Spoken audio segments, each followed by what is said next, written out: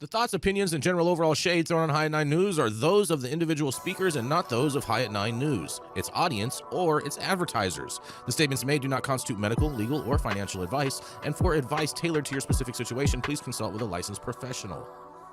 Welcome to the High at 9 News Hour, where you will hear from cannabis industry experts and professionals from around the country talk about important topics while shining light on global issues and discussing cannabis as it relates to politics, regulation and reform, data and technology, science, research and medicine, family and parenting, art, celebrities and entertainment, fitness, sports, mental health and wellness, and plant-based medicines and entheogenics. Together, we are building a stronger community, fighting the stigma and creating change. With your host, Jason Beck, joined by special industry expert correspondents from around the country, and daily antics brought to you by Cannabis. Coming to you live every Monday through Friday at 9 a.m. Pacific Time and high noon on the East Coast. And thank you all for getting high at 9 with us.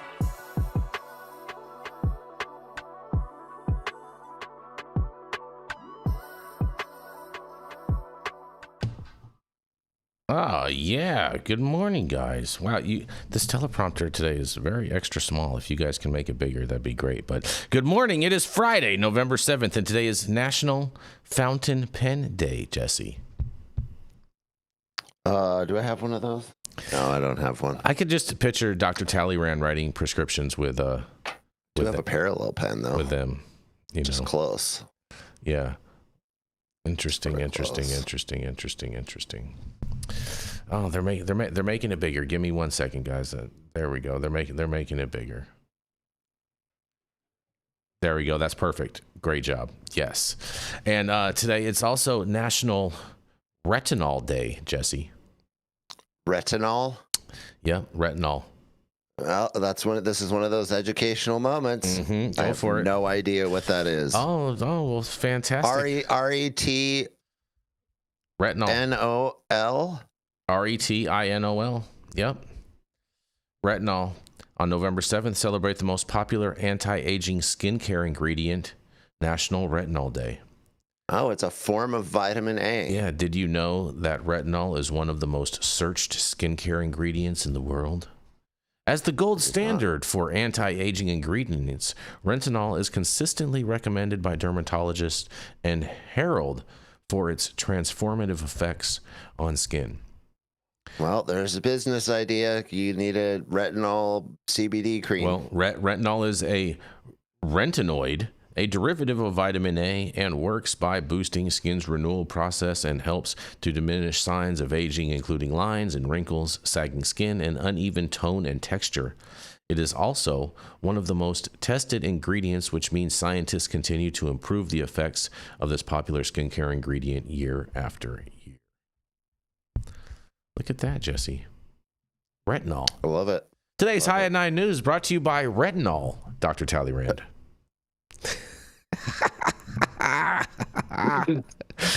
Glad they support us. I'm glad they support us. Yep. It's also National Jersey Friday today. This is not New Jersey, Dr. T. I already see what you're doing. This is not for New Jersey. This is for people, all the sports fanatics that want to wear their jerseys that show their team colors every day. Oh, well, I should have worn my Seahawks jersey. Yeah. Well, it's also National Canine Lymphoma Day, Awareness Day. Nothing about the dogs, huh? Interesting. I was going to make fun of dog owners, but it's just poor taste. It's not a win. It's not a win, Jesse. It's not a win. No. But I love to do it. Yeah. Still. Fair enough. Well, and it is also, you guys, National Bittersweet Chocolate with Almonds Day. What? Bittersweet chocolate with almonds. Well, shout out to chocolate with almonds and be bittersweet. But thank you all for joining us and getting high at 9 with us. It's also high noon on the East Coast. And please remember to like, share, and subscribe to us on all social media platforms. You can look up above and down below to see exactly where we live on the internet. And we are live every Monday through Friday on YouTube, Rumble, Twitch, X, Instagram, Facebook, Kick, as well as on our very own website, www.highat9news.com. So thank you all for joining us from whatever platform you are joining us from. And man, this morning, I got a great story for you today, because closer proximity to cannabis retail stores are linked with more cannabis use, but less drinking, Dr. T. That's right. A statewide study of more than 60,000 adult Oregonians showed that living near cannabis retail stores is associated with a greater tendency toward frequent cannabis use, but a lower likelihood of heavy alcohol consumption. The research, led by Oregon State University scientist David Kerr, looked at 9 years of data from an ongoing telephone survey, the Behavioral Risk Factor Surveillance System, directed by the Oregon Health Authority. Participants in the survey didn't need to know the locations of cannabis stores around them, and that information was determined by linking participants' zip codes with addresses of licensed retailers. In a quote, "The bottom line is that Oregonians who live near more licensed cannabis retailers and in closer proximity to them were more likely to use cannabis 10 or more days per month than people living in areas with fewer retailers," said Kerr, a professional of psychological science at OSU's College of Liberal Arts. Another key finding was that adults living closer to cannabis retailers were less likely to report heavy drinking. The U.S. Centers for Disease Control and Prevention define heavy drinking as 8 or more drinks per week for women and 15 or more for men. Wow, that's an interesting fact right there. Kerr, who collaborated with OSU's graduate student Haley Hummel and Mullamouth's County Julia Dilley and Eric Everson, noted that both effects, more cannabis and less alcohol, were most pronounced in 2 age groups: people ages 21 to 24 and those 65 and over. In the younger age group, Kerr said the brain is still developing, including parts of the brain sensitive to the toxic effects of cannabis. And he notes that ages 21 to 24 is the peak onset period for cannabis use disorder, which involves the continued use of cannabis despite negative consequences such as social or interpersonal problems, failure to fulfill obligations at home, schoolwork, and using cannabis under physically dangerous circumstances, such as while operating a motor vehicle. In a quote, they say, "These and other findings suggest that age-informed, multi-level prevention efforts are needed," Kerr said. "Communities would benefit from a range of policies that respond to the growing evidence that cannabis products and retail stores are marketed in ways that are appealing to young adults, many of whom live in areas with lots of retail access and who are more apt to buy high-potency products." At the other end of the age spectrum, he said, perceptions about the risk of regular cannabis use have decreased in recent years, especially among people with chronic diseases who may use cannabis for medicinal purposes in ways that aren't evidence-based or that introduce new health risks. In a quote, "It is a complicated picture," Kerr said. "Because cannabis is considered effective for certain conditions like chronic pain, it possesses less risk than opioids, and less drinking is better for your health than more drinking." Well, duh. Kerr doubts people are choosing where they live based on the number of cannabis retailers nearby, but that increased access to retailers may influence residents' behavior. Retail sales of adult-use cannabis products in Oregon began in 2015, and state law allows counties and cities to ban retail cannabis operations, but county bans apply only to unincorporated areas. In a quote, "Retail access to cannabis products can be regulated through an array of approaches and enacted at different levels of government," Kerr said.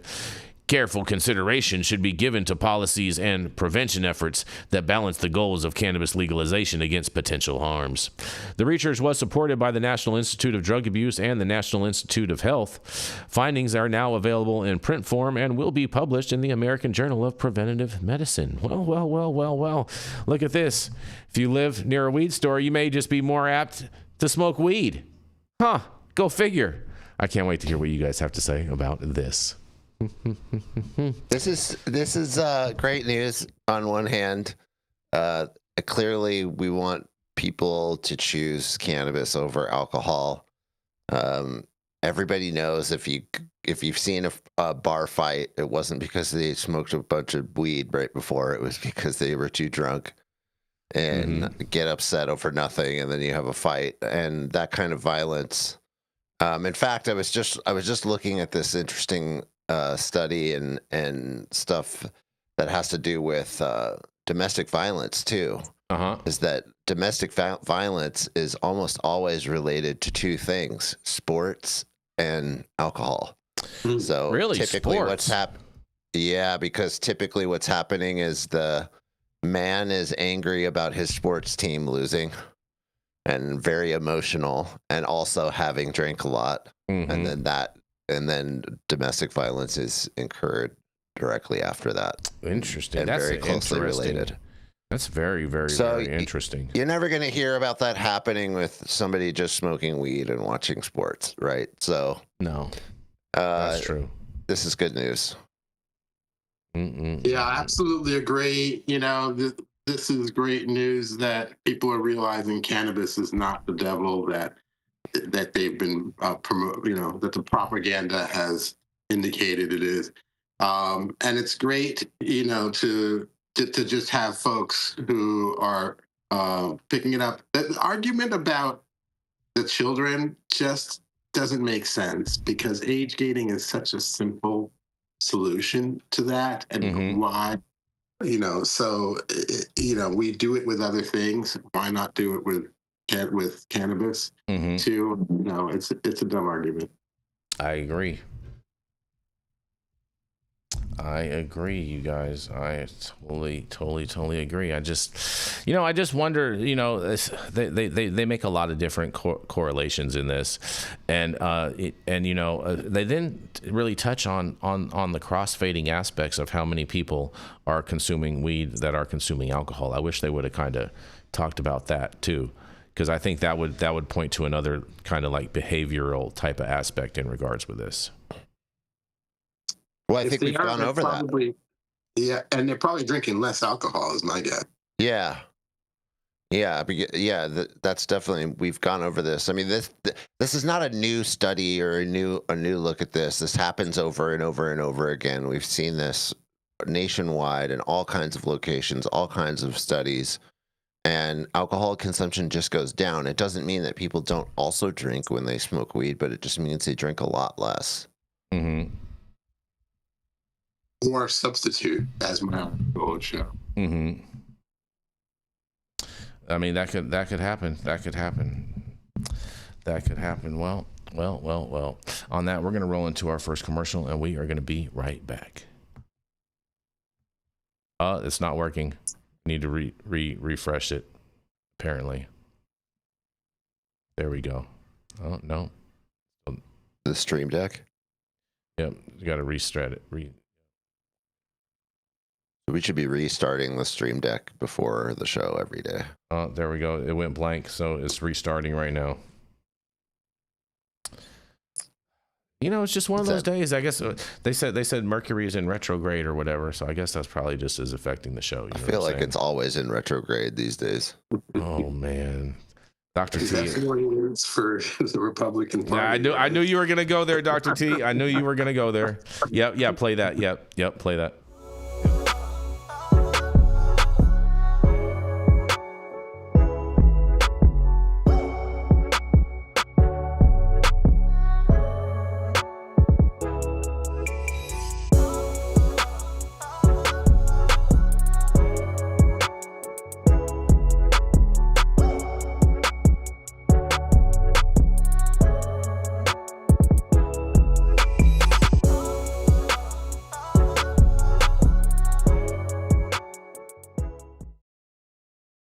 Too, and coming up next, I have an interesting study for you guys. But I do agree with all that, nonetheless. I worry about that guy, though. I think they're, you know what I'm saying. But we'll see. We'll see what happens. The most sensible voice in the Republican Party you worry about. I do. I do. But there's a study, you guys, with CBD that shows to suppress growth pathways in aggressive breast cancer cells. Save the tatas, you guys, because cannabidiol CBD inhibits tumor growth in triple-negative breast cancer, TNBC, a highly aggressive form that lacks targeted treatments, according to a new study by researchers from Ranks University in Manadal University. The study was published in the Journal of Cannabis Research and indexed by the U.S. National Library of Medicine. Triple-negative breast cancer is known for its rapid progression and resistance to conventional therapies. In the study, TNBC cell lines MDA-MB-468 and MDA-MB-231 were treated with CBD in the presence or absence of epidermal growth factor, better known as EGF. The term evaluated changes in cell proliferation, signaling proteins, and the interaction with natural killers, better known as NK immune cells. Research showed that CBD increases FAS protein expression, an indicator of programmed cell death, while suppressing activity in the EGFR signaling pathway. This pathway drives cancer growth through proteins such as KRAS, P13K, and AKT, all of which were down-regulated by CBD. The compound also boosted the cancer-fighting activity of NK cells, reducing TNBC cell survival by more than half compared to EGF treatment alone. Research say these findings indicate that CBD may help slow TNBC progression by disrupting growth pathways and promoting apoptosis. They emphasize, however, that further studies are needed to determine safe dosing levels and evaluate potential effects on healthy immune cells. The study conclusion states the following. Our findings underscore the therapeutic potential of CBD in TNBC and targeting EGFR-driven pathways, modulating FAS expression, and enhancing immune-mediated killing. To fully realize the potential of CBD, further research is necessary to elucidate its complex mechanisms and assess its clinical efficiency in patients with TNBC. While CBD has significant anti-cancer properties, its cytotoxicity toward PBMCs necessitates careful dosing and administration strategies to minimize immune suppression. The study offers renewed hope for patients facing this challenging disease and positioning CBD as a potentially potent and multifaceted therapeutic agent, you guys. Well, this sounds overall like good news, but I really need Dr. T to, break down all of this alphabet soup that was in this story, and I can't wait to hear what you guys have to say about this.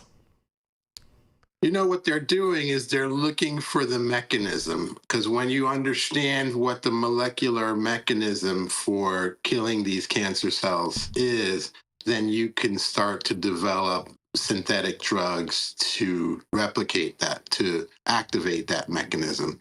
So this is pharma doing what they do. Meanwhile, if you happen to be growing CBD in your backyard and have breast cancer, it may be a good idea to start considering using it. What the dosage is a whole other, the beneficial dosage is a whole other consideration, so this is a preclinical study before they're really determining the beneficial doses. But we had seen years ago that CBD also helps hormone-positive breast cancer from keeping it from metastasizing to other parts of the body. So, breast cancer, CBD should be a knee-jerk reaction by now. In terms of the safety, it's the World Health Organization's already said that CBD is safe. There are clinical studies showing CBD is safe. So I don't know why the authors were wanting to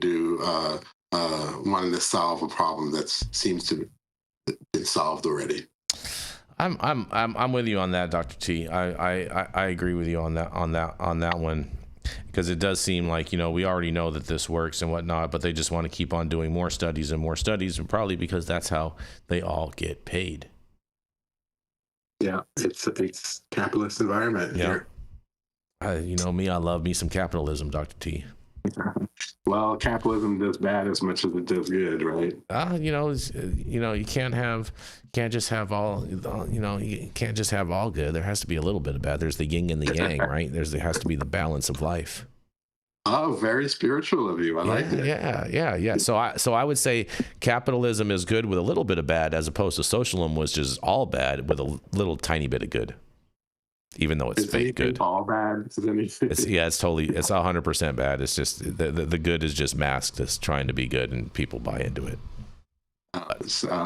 Yes. So Mamdani is not your favorite? No, Mamdani's no way, bro.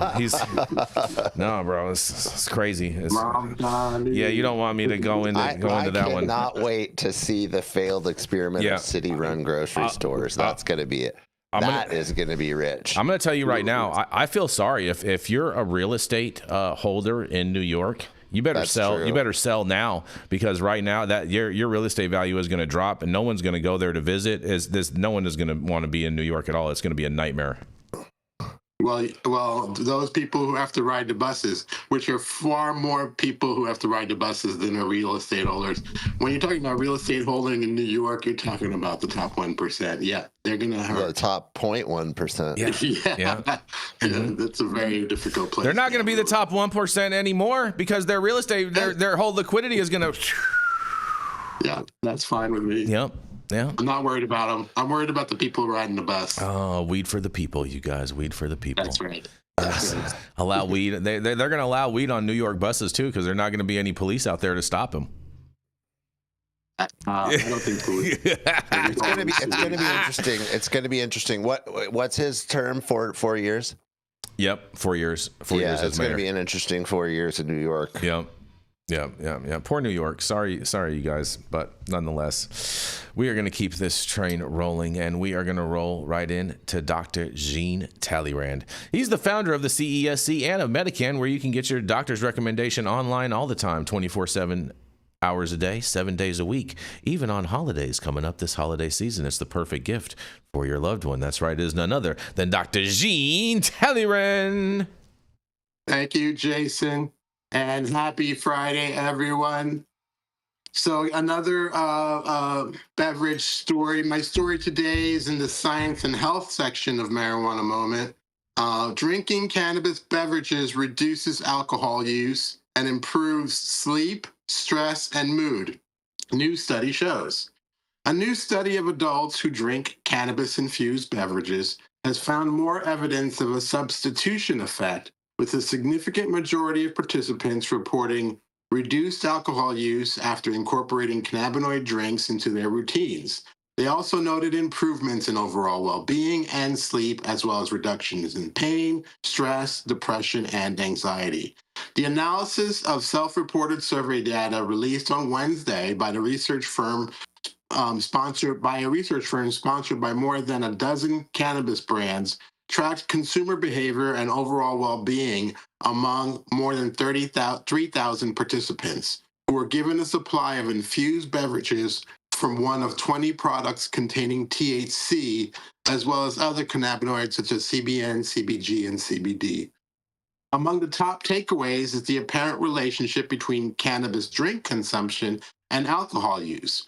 Following the 22-day assessment, which involved daily and weekly questionnaires, participants reported an average decrease in daily alcohol use, down from 32.9% to 20.1%. There was a statistically significant effect of cannabis beverages on daily heavy alcohol consumption, the report says. Overall, the predicted probability of consuming a high amount of alcohol, which they noted as 3 or more drinks, decreased from 38% in the no product phase to 25% during the product use. Overall, 72% of survey respondents said they agreed or strongly agreed with the statement, "I was consuming less alcohol while drinking the study product." Another 54% said using the cannabis-infused beverages led to a decrease or significant decrease in their desire or craving for alcohol, and 49% said they'd consider using the cannabinoid product they received as a regular replacement for alcohol. Further, 76% of participant endorsements of the infused drinks cited feeling less or significantly less intoxicated compared to alcohol. The survey also inquired about other metrics, with one data point showing statistically significant improvement in participants' sense of well-being after incorporating the cannabis drinks. The average well-being score increased by 23% by the end of the study.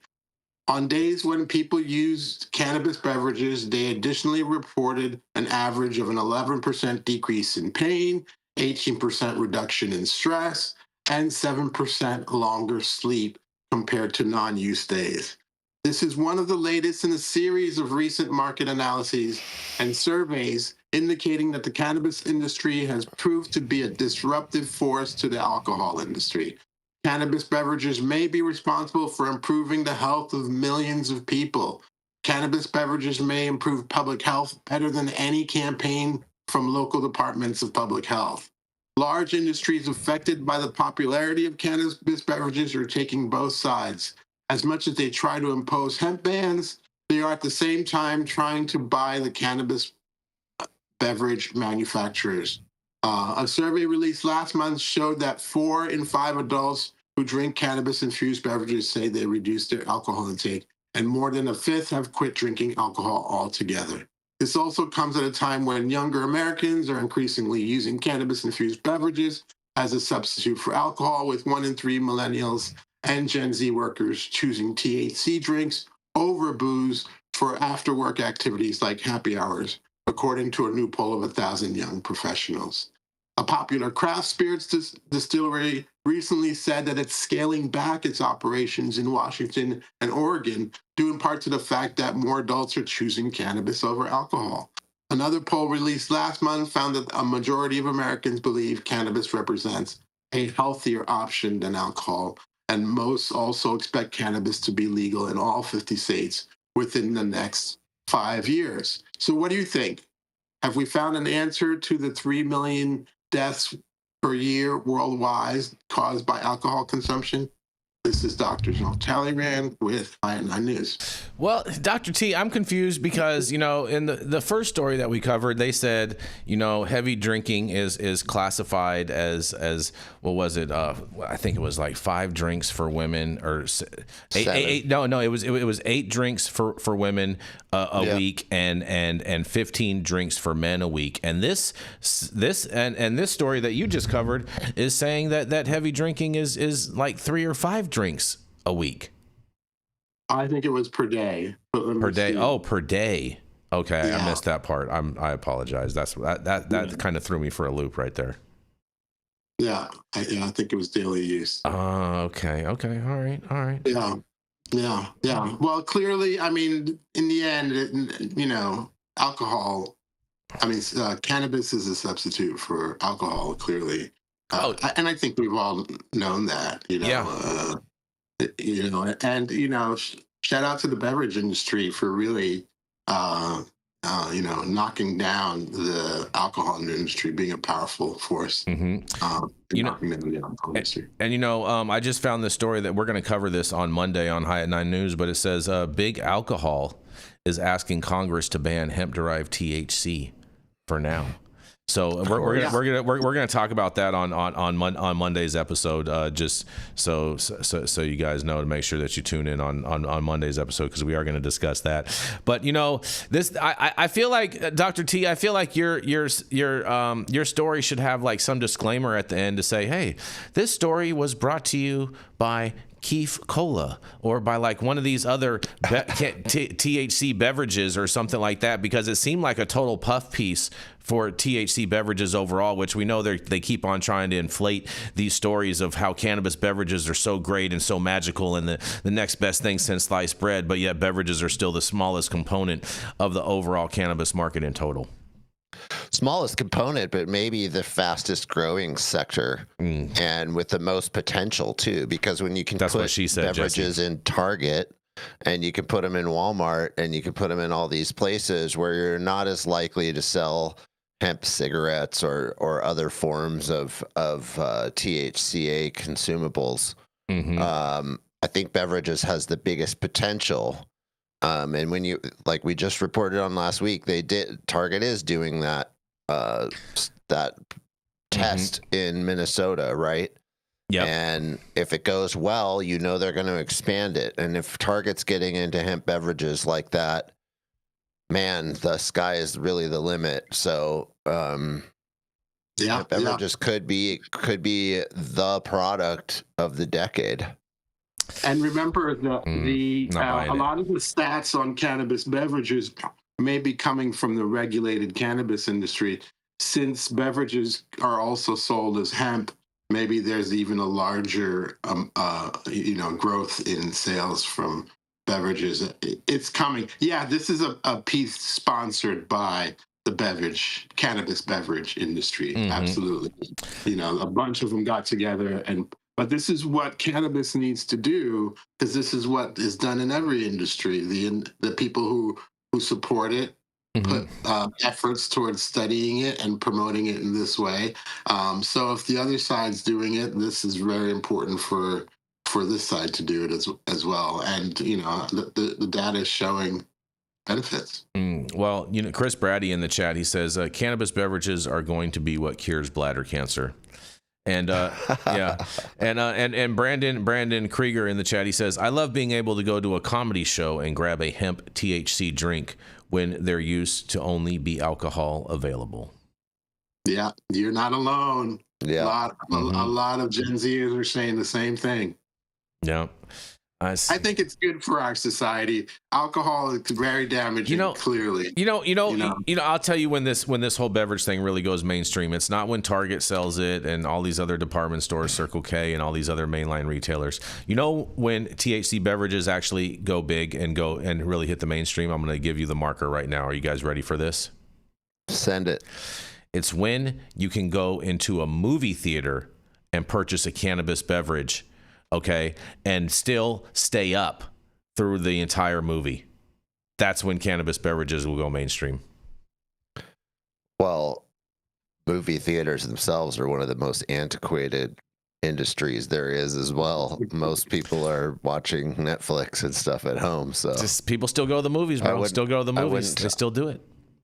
Well, look at blockbuster movies of 20 years ago versus today, and look at the release times and how much money they make on the first weekend. Hey, there's still movie theaters. Surprised. Movie theaters are still in business. They're still going strong. A lot of them, it depends. There's less of them than ever, though. Well, I agree with that. There is less of them than ever, but I mean, you could say the same thing about Starbucks, but Starbucks is still going strong. I mean, that's totally different. It's the same thing. Same thing as far as I'm concerned, Jesse. Same exact thing. Starbucks is not slipping like movie theaters are, and they don't have competition like movie theaters do. Movie theaters don't have a lot of competition. Netflix and Amazon Prime and HBO Max and Discovery. A lot of people are highly addicted to that butter on the popcorn that they serve at movie theaters, Jesse. But watching a movie, I love watching you stretch, bro. It's awesome. It's true. Watching a movie using cannabis is much better than alcohol. The likelihood of falling asleep, especially in the likelihood of rowdiness from the crowd. Yeah, I mean, give me cannabis any day. And then plus they're going to sell more candy and popcorn from the munchies. I think it's a win-win to put cannabis in movie theaters. You know what's going to happen. You know what's going to happen is all of the people that are trying to get people that are like all of the diversionary treatments that are trying to get people to stop consuming cannabis. They're going to have to change their whole marketing platform to kick the can. What do you mean, kick the can down the road? What are you talking about? Kick the can, because if all these people are going to be drinking cannabis beverages, you know what I'm saying? They got to get off the cannabis. It's such a bad thing. They're just going to have to do a whole marketing campaign of kick the can. Yeah, the addiction potential is very low. Yeah. Tell that to Project Sam, Dr. T. Tell that to Project Sam. Yeah. We all have a million times. They'll never listen. And on that, we're going to keep this train rolling. We're going to roll into our next commercial, and we are going to be right back. Every legend has a humble beginning. In world news, leaders are gathering today for the annual summit.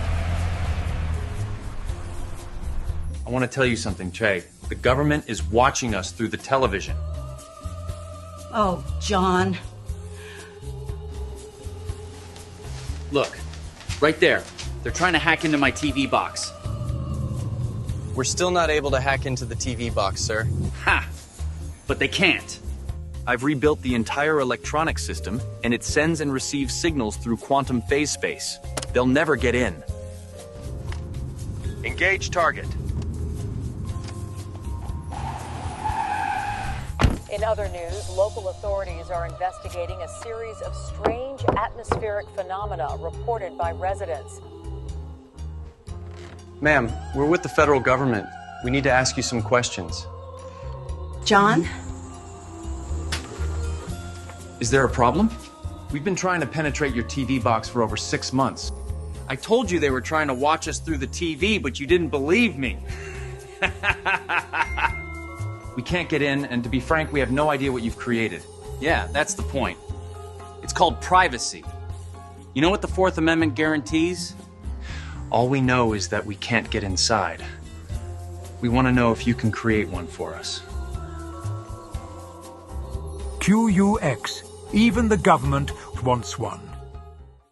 We are back, you guys. Stop whatever you're doing. Make sure you smash that like button. I know we'll appreciate it. You'll appreciate it. And YouTube will appreciate it. Also, make sure you subscribe to the channel if you're not subscribed already. And all of the articles that we cover on today's show, you can read directly on our website at www.high9news.com. Introducing QUX Pay, or simply the Pay app. Where you can pay like it's nobody's business. Because it isn't. It's what everyone's been clamoring for. It's finally here. Secure every payment. Your data stays private. QUX will never sell your data for profit, period. Pay friends, family, contacts instantly. No hidden fees. No limits. Spend on the move. With this patented technology, you can use debit, credit, bank transfer, cash cards, and even crypto completely offline. Amounts transferred through the Pay app reach their destination instantly.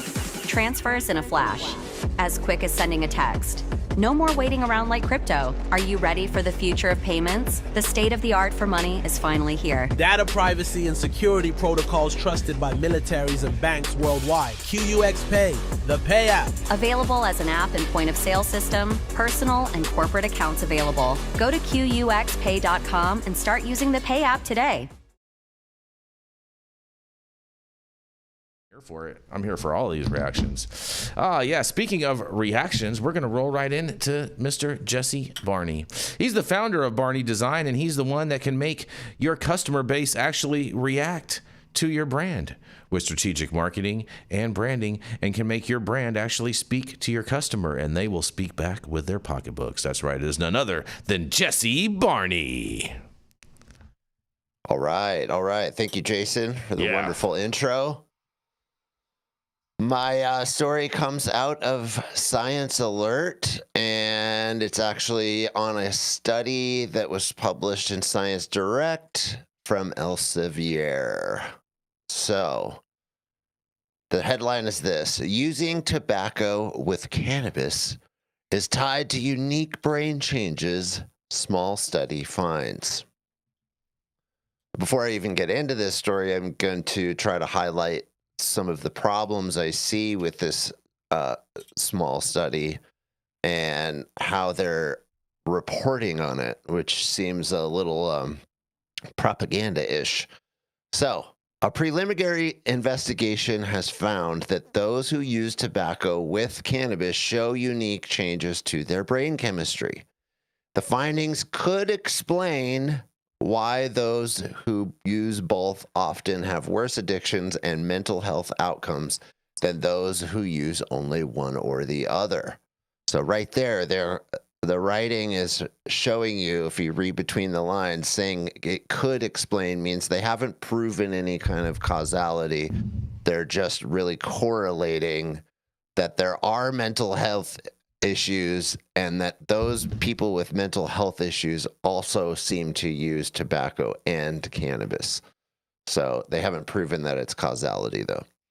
In 2024, for instance, a study found that young people in the U.S. who use tobacco and cannabis more commonly reported mental health problems than those who use cannabis on its own or only smoked tobacco.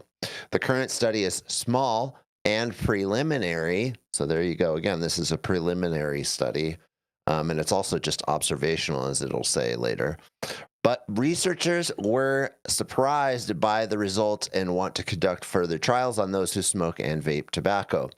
The team compared the brain scans of 8 participants, so it's also very small, who reported using only cannabis to 5 participants who reported using tobacco and cannabis.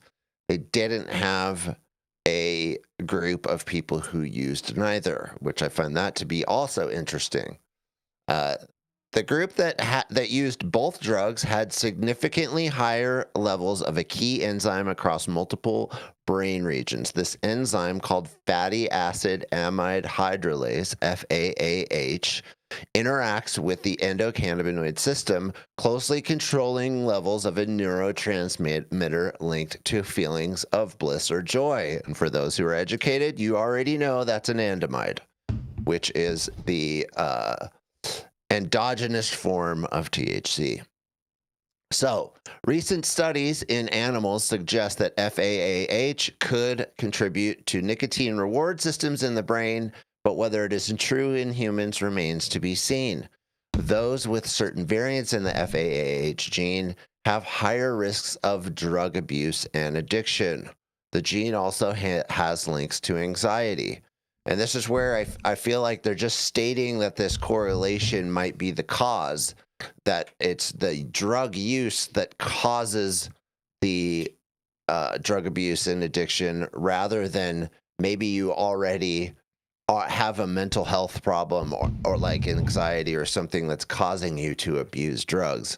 And I find that interesting that they don't consider that the street could go both ways. So, this is the first evidence in humans of a molecular mechanism that may underlie why people who use both cannabis and tobacco experience worse outcomes, says lead author and psychology researcher Rachel Rabin from McGill University in Canada. The study did not analyze those who smoke only cigarettes, so it's possible that tobacco alone may be responsible for these brain changes. Another odd thing about this study, they don't have people who smoke tobacco alone. They just study people who smoke tobacco with cannabis and cannabis. It really feels like they're reaching to try to prove something about cannabis and not consider the other things.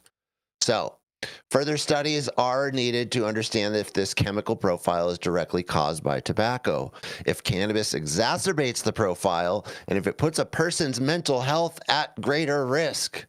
But the association is intriguing. What surprised us was how strong the effect was and how different it was from those who only used cannabis compared to those who used both tobacco and cannabis, said co-author and psychiatrist Romina Mizrahi from McGill. One of the current challenges surrounding cannabis research is disentangling those who smoke cannabis alone versus those who smoke cannabis and tobacco, a common pairing among recreational and medicinal users. By some estimates, up to 80% of people who use cannabis also use tobacco products. And this overlap could be influencing cannabis research on lung diseases, mental health, the brain, and cognition. Almost all current studies on the topic are observational, which means they can't glean cause or effect. So I love that they did finally admit that right there. So they're just using these correlations to make some assumptions and jump to some conclusions and try to get us to believe things without actually proving it. And this is the kind of study that I think actually weakens science's stance and weakens people's viewpoint of science, which is like, you're doing this and you're acting like you know, but you don't really know. You haven't actually proven anything. What's more, they don't often discriminate between how much someone uses tobacco or cannabis, which could influence the results. For now, it seems plausible that tobacco and cannabis combined can have different impacts than cannabis on its own, but in time, more studies will tell. Identifying this mechanism is an important step toward finding targets for future medications to treat cannabis use disorder, which is super rare, especially among those that co-use tobacco, says Rabin. The study was published in Drug and Alcohol Dependence Reports. Okay, so this study is very preliminary. It's clearly it's just observational. It basically was a questionnaire. I went and looked at the actual study itself and read the abstract and some more, and it was observational. This was really a questionnaire that they asked a bunch of teenagers and a bunch of people and there was only 8 participants and 5 who only smoked tobacco or weed. So there was 13 people involved in the total thing. This is a very small group of people. Where they got these people, who these people are, where they live, what their childhood was like, their environment was like. All this stuff is just kind of glossed over and passed over, and they're just focusing on this very myopic part of their lives, which is whether they use cannabis or tobacco. I think that that's just very poor science in reality to be speaking this way about it and the kind of writing. I mean, even in the study itself, they talk like it's saying more than it is. And I think that and Dr. T, you can criticize me on this or confirm what I'm saying, but I think that what really needs to be done is a study where they follow like 1,000 people from birth and watch them split and watch the non-cannabis and non-tobacco users, and then watch those who only smoke tobacco and those who only end up smoking cannabis and those who end up smoking both, and have a very wide array of people so that you have every study group and then follow them till they're 20 years old. Now, I realize that that's a very hard study to pull off, but if you really want to say something definitive and show some kind of causation or correlation here, that's what needs to happen, not just a questionnaire that's given to a very small sample group of God knows who from God knows where. So that's what I have to say about it. My name is Jesse Barney, High at 9 News, and I'll toss it back to my fellow correspondents and see what they say. Sounds like they found all these people. They all fell off the turnip truck, Jesse. Something. Yeah. 13 people on the turnip truck. Yeah. Yeah, that's my point. Is it's just like these 8 people could be like extremely poor people in extremely poor genetic environments whose parents really are terrible and they already have major problems, and it just so happens that because they already have major problems that they smoke cigarettes and tobacco and probably every other and weed and probably every other drug that they can get their hands on because they're trying to treat themselves. Mm-hmm. So that's what it looks like to me. Maybe they just look for people that have highly addictive personalities, Jesse. That's another possibility. Yeah, I don't know where they're getting the people from, and that's very interesting. Or why it's such a small sample. Like, why not ask 100 people? Maybe they picked them all up at NA. Could be. But what's Dr. T have to say? Let's hear it. Well, so all roads lead to dopamine, right? Mm-hmm. Addiction, right. The dopamine reward system is what's believed to cause or to influence addiction or dependent behavior. And the dopamine reward system is a good system. It's not a bad system. It's helpful in having us repeat things that are good for us.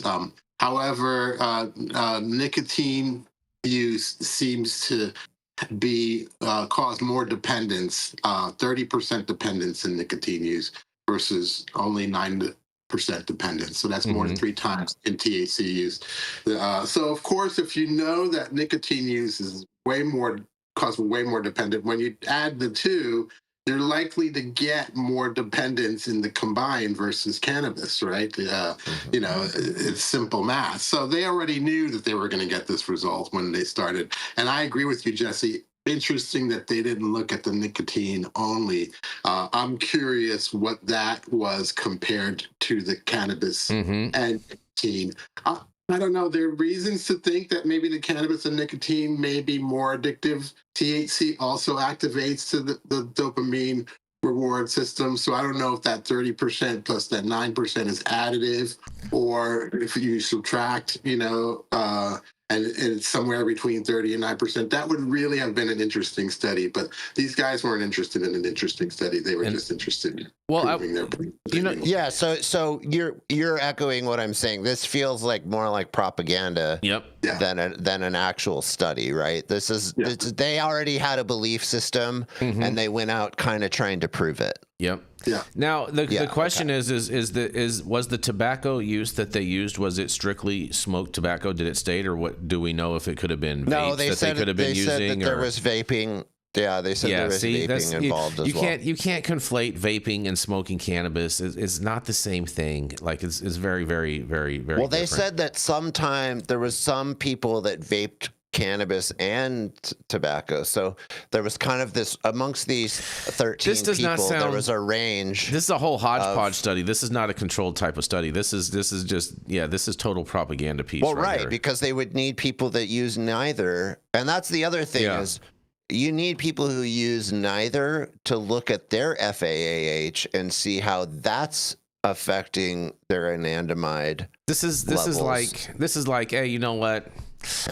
I live in this trailer park, and the lady next door, she smokes cigarettes and weed all day.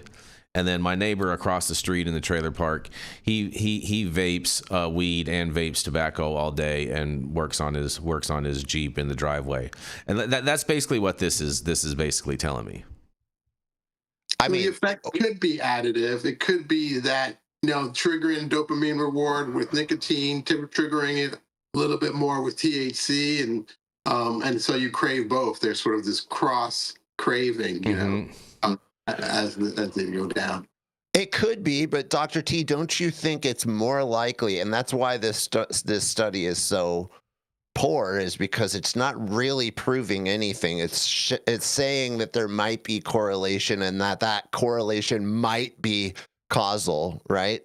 But the truth is that it might be the other way around. It might be that these 13 people or 8 people have some other problem that's creating an addictive chemical imbalance in their brain, and then they're using nicotine and cannabis to meet that need, right? Couldn't it equally be that? Yeah, or it could be simply that because they didn't test, it could be that actually cannabis helps reduce your nicotine addiction, right? Because they didn't test the nicotine only. So it could have been a really beneficial story for cannabis. Exactly. It just seems like a very weak study. They were just all published. You can't handle the truth, so we're not going to do that part of it because we can't handle it.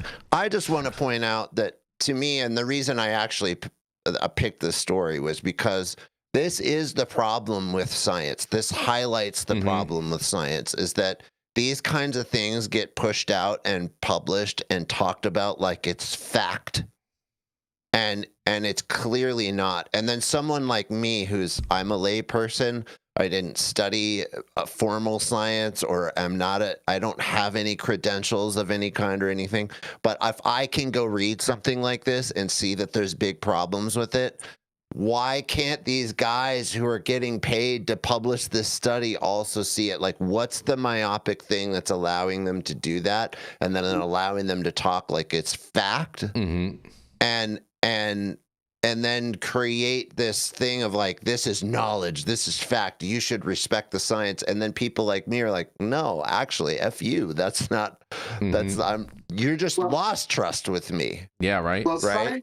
Science is a tool, just like a knife to a chef, right? Oh, I agree. And it can be misused just as easily as it can be used correctly. And that's really, we have to be able to judge the science, look at the bias, and really say, okay, this is a good study, this is a bad study. This is right, a bad but the study. average person doesn't, right? Correct. And that's the problem. That's the problem, is that the average person just believes whatever they're told. It's kind of like when I was 17 and I had appendicitis and I went to the emergency room and they told me I had the flu, right? And my mom and I believed them. Oh, it's just a severe flu. And I went home and it just got worse and worse. And little did I know that 2 days later my appendix exploded, and then I still was trying to wait it out because I just thought, oh, this is the doctor told me. And that was when the scales fell off my eyes, so to speak, is that that happened to me and I almost died. And I would have died had I not finally gone, no. I don't care what the doctor said. I was looking inside of myself and going, something's really wrong. Mm-hmm. Right? Yeah, but we have to be able to judge our doctors just like we're able to judge Exactly. Exactly. And not all of them. And that mistake, sometimes that appendicitis is hard to diagnose. They should have probably given you guys some cautionary measures if this continues or if the pain localizes to a point and come back in, that kind of stuff. But it was just they treated us like we were on a treadmill, like you just in and out, like you're here, let me do my job and here's a prescription and bye, and it was just like, okay. That's the bad job. Bad job. And on that, we're going to go to a good job, and we're going to play our final commercial, and we're going to be right back. I just ordered the summertime strawberry salad when added steak on top here at Anna's. Make sure you do the same thing too next time you're in downtown Long Beach. Come on down and check out Anna's joint on the 400 block of Pine Street. They have amazing selection of beers, foods, and when you come down here to Anna's, you can even challenge me to a game of shuffleboard if you want to lose.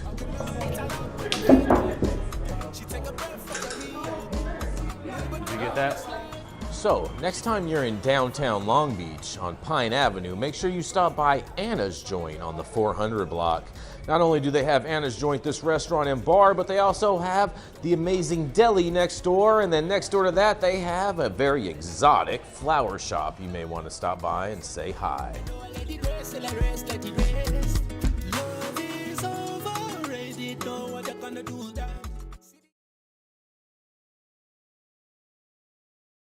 You guys, we are back, and I did forget to mention one thing, Dr. T. This may be something you want to do since you are up in the Bay Area, but this weekend on Sunday they're having the celebration of life and legacy for Richard Lee.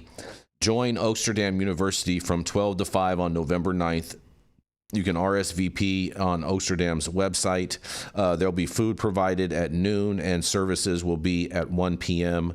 And so head over to Oaksterdam's website if you would like to participate in Richard Lee's celebration of life ceremony this weekend on Sunday, you guys. And then, we were talking about vaping, and I have some interesting vape news for you guys.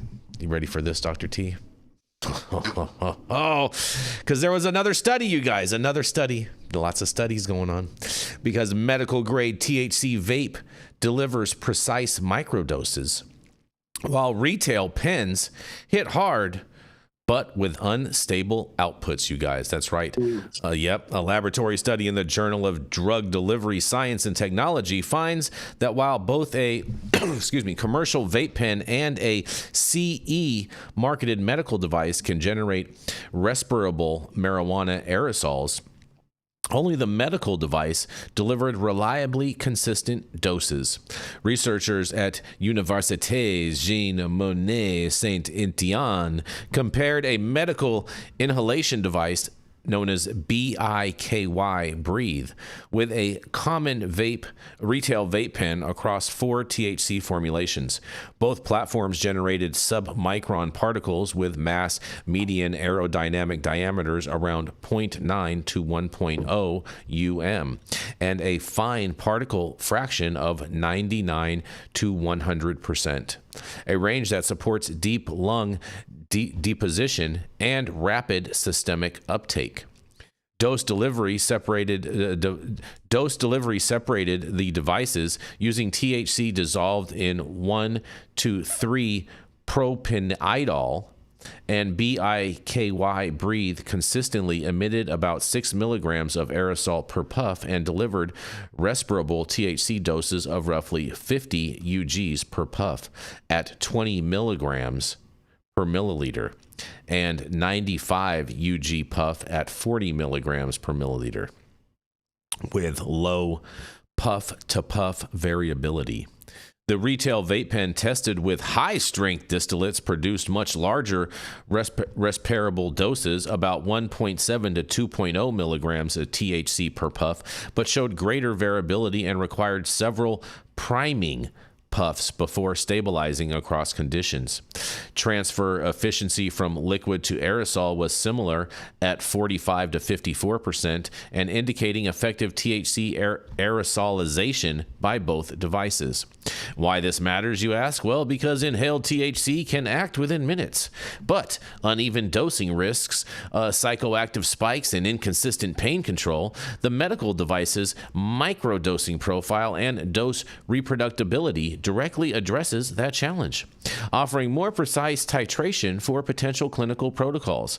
The retail pen's output may appeal for potency, yet its variability and the need for priming draws, undercuts, and controlling dosing. The authors note the study was entirely in vitro, so pharmacokinetics and clinical efficiency still need confirmation. Even so, the aerodynamic data and dose metrics provide a particular blueprint for follow-up pharmacokinetic and patient studies. The bottom line, though, is that regulated CE-marked vaping technology paired with characterized formulations can deliver consistent, deep-lung THC microdoses, positioning medical-grade inhalation as a credible platform for future marijuana pain management trials. I feel like this was lightweight a commercial for this product, but I can't wait to hear what you guys have to say about this.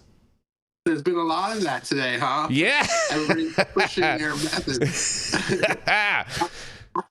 I've evaluated a couple of meter dose inhalers. You know, what we use for asthma is that pump spray. You know, what you have to pay attention to is, does the operator control the draw? You know, pulling it in.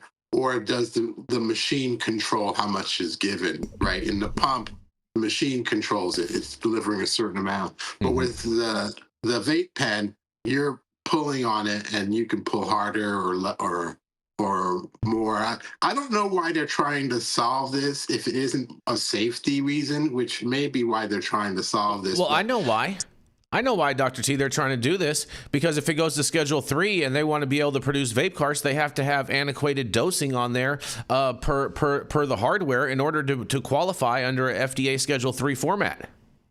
But they're not looking at the community. The community is not having an issue with smoking a joint. Oh, unmute, Jesse. I think. Yeah, you're on mute. You're on mute, Jess. Yeah. Oh, I didn't want to interrupt you there, Dr. T. Oh yeah, I was just saying, like, solve the problems. Like, they're trying to make a tool that for a problem doesn't really exist. I mean, if you're wanting to cut down on bronchitis, then solve that problem. But consistency in dosing is not really an issue, because people will self-titrate. They will take another puff, they'll take a deeper draw, and then they wait and decide what's good for them. Yeah, but dosing consistency is not the issue. Yeah, but Dr. T, you know how this game goes. The more you promote a problem that doesn't exist, the more the public believes that the problem does exist. And you know, like we've watched that with the application of cannabis beverages, where they keep on promoting these cannabis beverages over and over again, and then people are all of a sudden starting to think that they're a good thing. You know, I have a huge cohort of old-time users following me, and you know, most of them just go back to rolling a joint or smoking from their water pipe. I'm with you, bro. Yeah, there are some who love the vape pens, and if I think the majority have stuck with just burning flower. There's some people who love, or vaporizing flower. There's some people who love the vape pens for the convenience of it. You know, they'll use it to try to go out and about, and then when they get home, they'll light up. You know, it's not a problem. Well, Dr. T, it's not a problem. Maybe it's a safety thing. You know how I really think about this story is I really feel like the BIKY breathe is basically the cannabis version of the IQOS, Dr. T, and that's what they're going to try to go for. You know, the IQOS is the only federally FDA approved vaporizer for tobacco. And so I think that they're they would try to get their hardware, so then that way anyone that's producing a cannabis vape would be forced into utilizing their hardware because they would be FDA approved for measured control dosing variations. That would be my guess of what this company's goals are. Yeah. Just remember, the cannabis industry is growing without FDA approval. So I don't know if FDA approval is going to change. So's everybody at home, and everybody that has a cultivation facility. They're all growing without FDA approval too, Dr. T. Yeah, absolutely. Any thoughts on this, Jesse? Well, who's the company that put out this medical grade precise dosage? Did it say? Yeah, BIKY. BIKY breathe. Yeah, This problem was solved by Dosist like 10 years ago. I don't believe that. I don't believe that. I don't believe that Dosist. Wasn't Dosist just I'm not buying. Yeah, like a cart? Like yeah. What? They did not. Dosist just a vape cart? Yeah, yes. Dosist is a vape cart that delivers precise 2 milligram doses per puff. Okay. So this has already been done. This was done a really long time ago. I believe that Dosist even filed for a patent around their technology. They've been doing it for a really long time. This is not a new thing.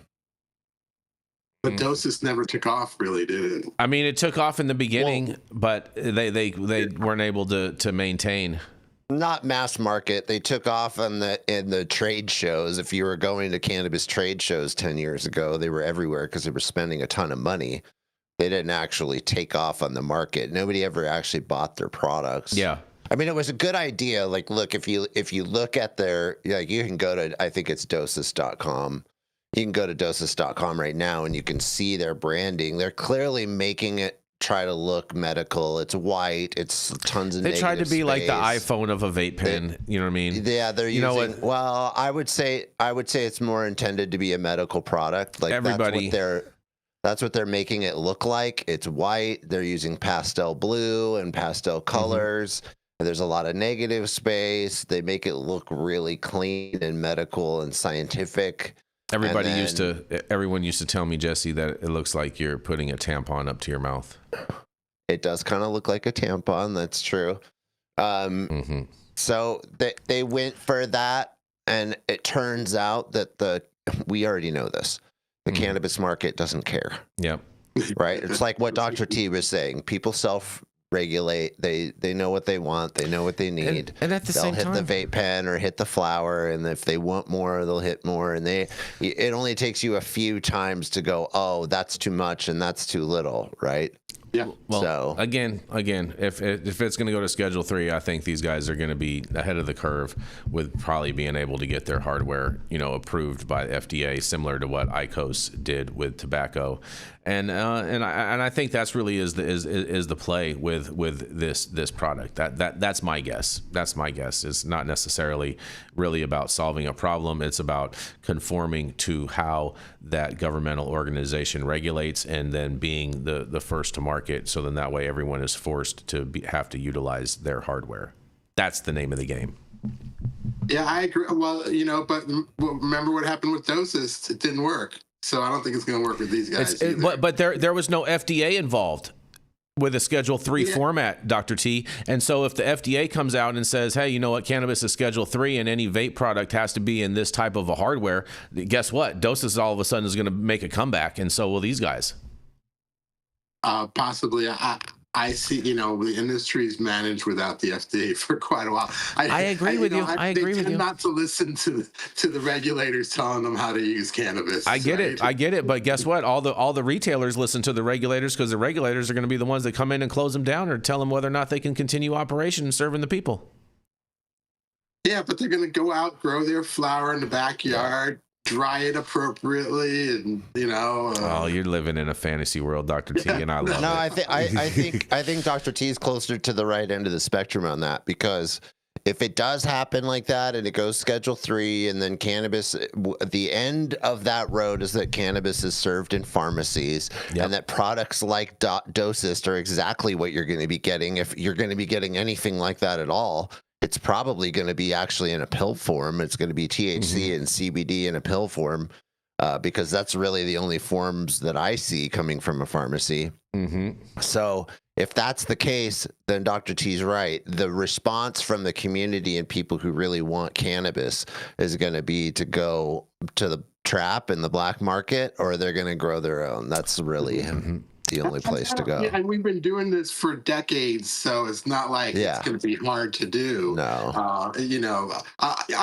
That being said, these devices may be great for some people. You have COPD, which is like emphysema or asthma, and you want to cut down on the smoke, or you get bronchitis a lot.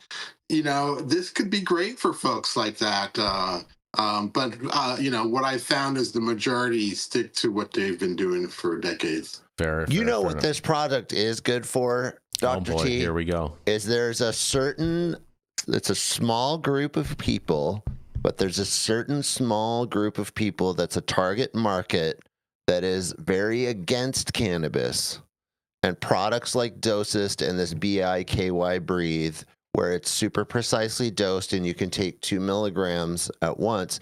And what was nice about the Dosist, I used it actually for this. When I got some Dosist pens, and my ex-wife is super sensitive to cannabis, like if she takes a hit off of a joint, she's like interstellar high, like borderline hallucinating. And I would give her this and have her hit it, and she could have one hit off of the Dosist pen and go, oh, I'm not high. And that experience, if you can have that with somebody who's super against weed, that helps them actually reduce the stigma in their own minds. So it is good for that, for sure. Right. As well as growing a type 2 or type 3 and that's another way to do it. Yes, correct. Well, interesting, guys. Well, I have one final story for you today. It's another medical story, because it's Medical Fridays over here at High at 9 News, Dr. T. Because hemp shows strong antiviral activity against Japanese encephalitis virus, you guys. That's right.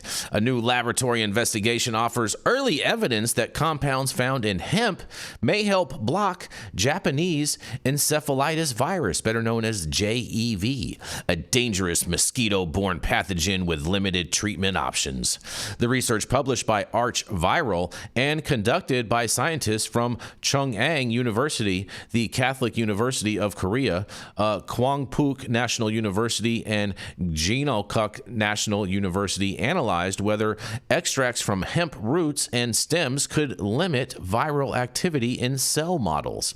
The team prepared ethanol extracts and organic solvent fractions from hemp material, first identifying non-toxic concentration levels ranges throughout standard cytotoxicity assays. And several of these fractions showed strong verducinal effects, but the hexane and chloroform fractions stood out from producing the most pronounced suppression of viral activity. When these highly active fractions were applied after cells had already been infected, researchers observed a sharp reduction in viral replication. Both JEV mRNA and the viral E protein dropped substantially, indicating that the post-treatment approach directly interfered with the virus's ability to grow. By contrast, applying these fractions before viral exposure or at the same time as exposure did not offer meaningful protection, suggesting the compounds work most effectively once infection is underway. That basically means it's better to treat than to prevent. But further chemical analysis identified several known hemp-derived molecules within the active fractions, and one compound in particular, stigmasterol, emerged as a key antiviral candidate. In follow-up tests, stigmasterol demonstrated both versatile action and direct antiviral activity. It disrupted viral entry during infection and suppressed viral growth afterwards, again reducing JEV, mRNA, and E protein expression to significant levels. The findings point to stigmasterol as a likely contributor to the antiviral effects observed in hemp extracts, and the study concludes by stating, these findings suggest that stigmasterol contributes to the antiviral effects of hemp extracts and may be one of the active compounds responsible for inhibiting JEV replication. The study highlights the potential of hemp-derived natural products, particularly stigmasterol, as promising candidates for the development of antiviral agents against JEV infection, you guys. Look at this. Look at this hemp. Look at this. The stocks are talking, and the stocks are going to be going up when this can be able to help take care of this problem with JEV from these mosquitoes who are all pests out there. And I can't wait to hear what you guys have to say about this. That's great. The synergy, I mean, it just goes to show the whole plant is in operation. They didn't mention one cannabinoid. No, they didn't. No. Yeah. It was just the root and the stems, right? Are you familiar? Are you familiar at all with this stigmasterol at all, Dr. T? No, not a common medicine used out there. Sounds like you have some homework, some research homework to do over the weekend. So stigmasterol is from the root and the stems? Well, that's what they use, the root and the stems, which are very low, as you know, in cannabinoids. And so they didn't get many cannabinoids. They really identified that stigmasterol, whatever it is one of the more effective against the virus. But remember, CBD has antiviral properties.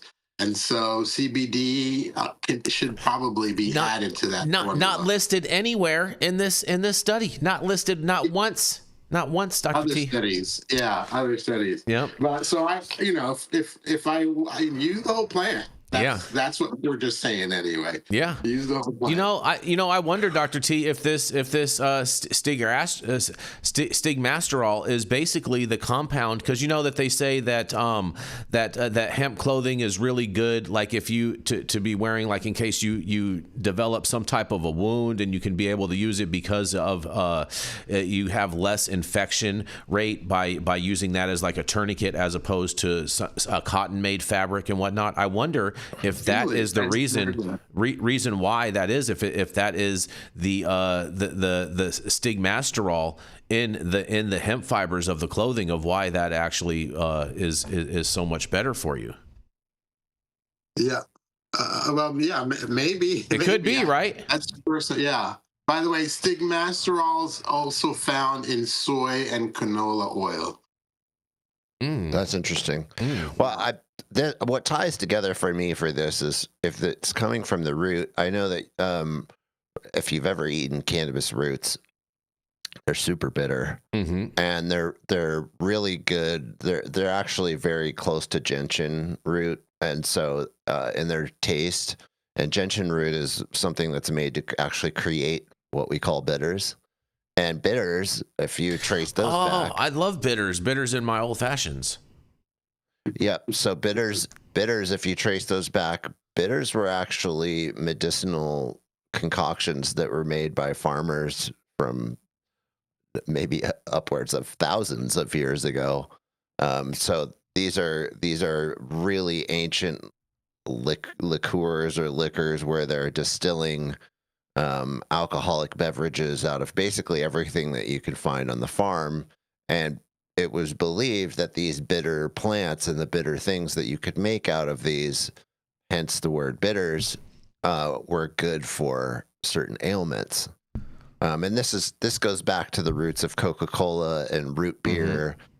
Root beer. All kinds of other drinks that we have that are now just sugar drinks, but they used to not be just sugar drinks. They used to be these medicinal drinks that were made from basically every plant you could find in the garden that was bitter, and you'd put it all together. There's also roots of this in in gin and using juniper and all those plants. So I'm and those things are, like the old wives' tales of medicines, right? These were the things that people were using on their farms hundreds of years ago. And I don't think there's enough respect for these things in the modern medicine. It's because everybody, Dr. T, you have things to say about these, but it's because everyone's so there bitter. Seems to be a relationship there, right? If this is coming from the hemp root, and this compound is coming from the hemp root, it just goes. I'm like, okay, what are these little medicines that are in bitter roots of plants that we're not paying attention to? Well, we're paying attention to it now, thanks to cannabis, right? Yep. Right. That we are. Yep.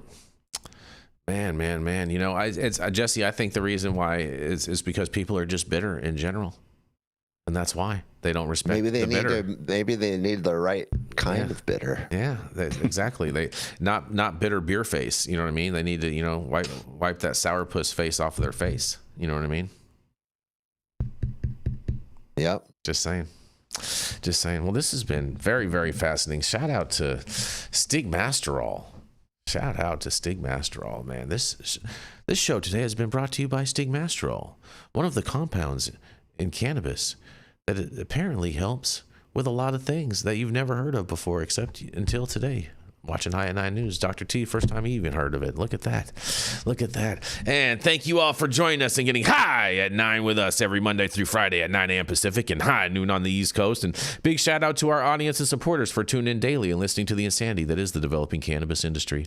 Huge thank you to Catalyst Cannabis for helping us keep the lights on over here. And thank you to our correspondents for being absolutely amazing. Thank you to Cannabis Sativa L for giving us a reason to do this every day. And thank you to Cloud Media partners Elias and Gabriel. They're somewhere in the metaverse. And thank you all for tuning in and getting high at 9 with us. We are America's #1 daily cannabis news show.